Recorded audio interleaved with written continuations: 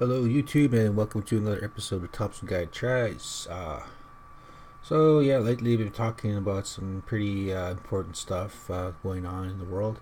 But today's video is basically, I guess, like a little lighthearted news. So if you're new to the channel, please like and subscribe. I do videos on predictions, reactions to movies, etc., games, news, and all that kind of stuff. So with that, we're going to be talking a little about MMA and some of the recent things that happened with, I guess, so far in 2017, rumored fights and upcoming fights. So with that, we'll get started with McGregor versus Diaz 3. As you know, McGregor just came off a fight against Floyd Mayweather. Uh, Went to the 10th round, so give him props for lasting that long. Referee stoppage, of course.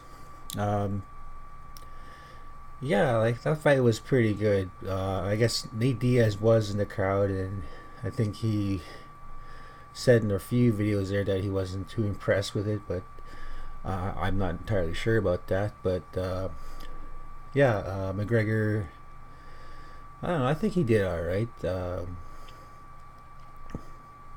As far as like standing with one of the world's best UFC fighters in the world, or sorry, boxers in the world, Floyd Mayweather.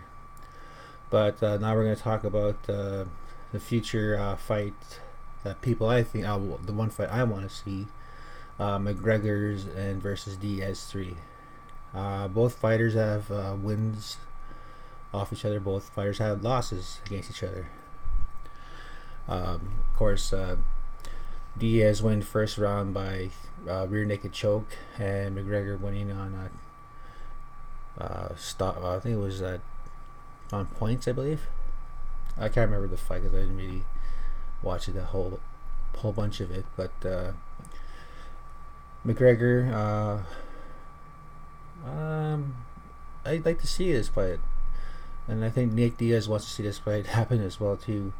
The thing is, though, is that because he knows how much people want to see this fight, I think last year he made about $4 million in those two fights, something around there.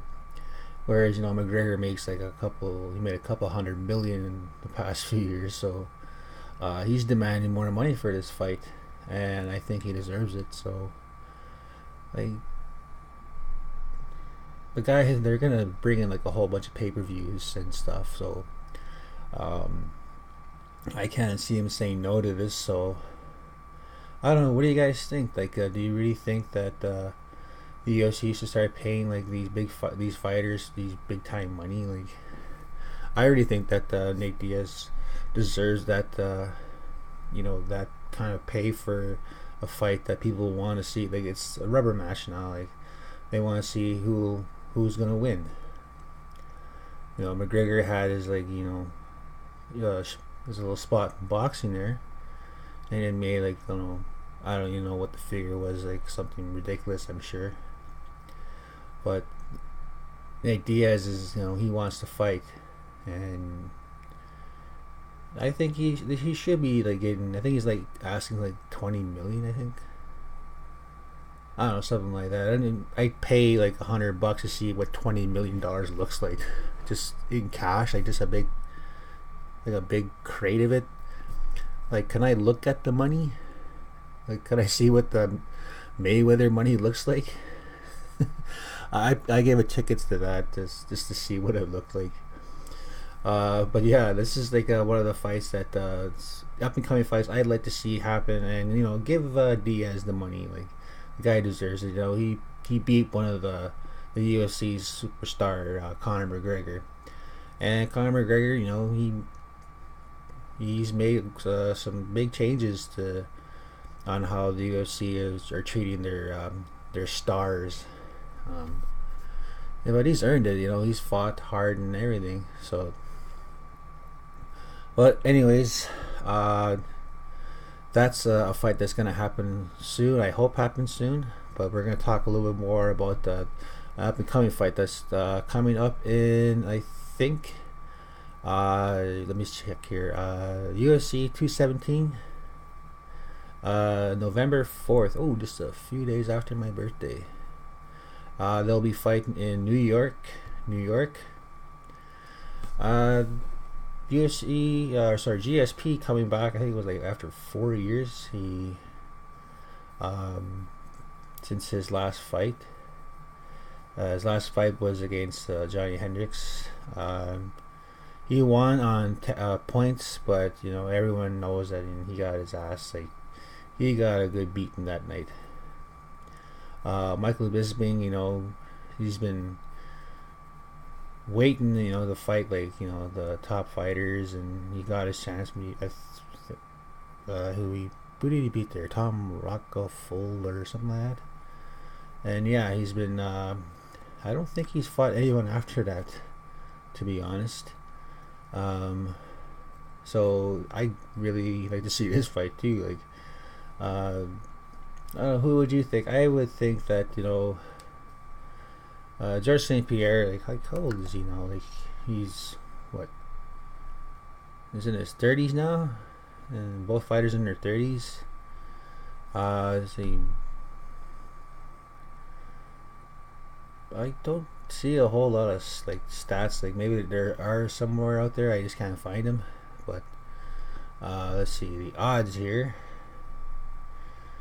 I would say that GSP has a fairly good chance of like taking. Well, I think they're fighting at 185, where GSP was fighting at 170. So it like making the weight won't be that hard. Like you see a few videos like press conferences and stuff like that. The first press conference they were talking like a whole bunch of smack to each other, or Bisping was talking a whole lot of crap. As you know, GSP is not really the kind of guy to like bring that kind of mentality to any fight. Now who knows, maybe he'll shock someone, like say like, well, fuck you, you fucking English piece of shit. I will fucking kill you and murder you. Like, I think I'd be like just blown away if he fucking ever said some shit like that. They're like, what the fuck? The Frenchman's going nuts. Like, he just called fucking Bisping a cunt.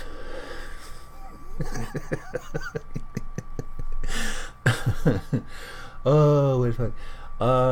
Like, okay, well, let me see. Like, if I were to predict like how this fight was going to play out.